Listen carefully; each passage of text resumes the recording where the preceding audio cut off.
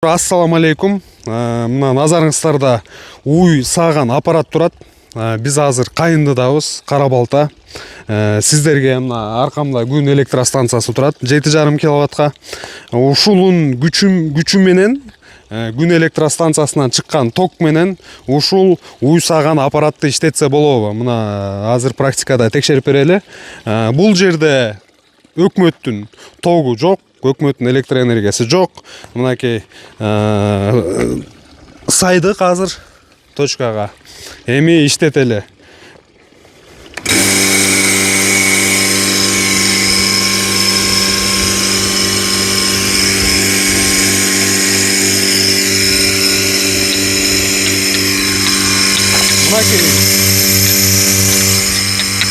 Мынакей өзүңүздөр уксаңыздар болот. Үнүнөн ушул 7,5 киловатт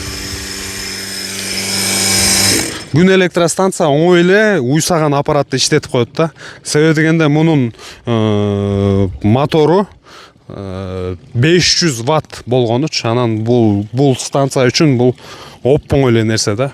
Эгерде ким кызыккан болсо, ушул телефон номерлери менен байланышсаңыздар болот. Күн электростанция койдурам десеңиздер, бүткүл суроолорго жооп беребиз.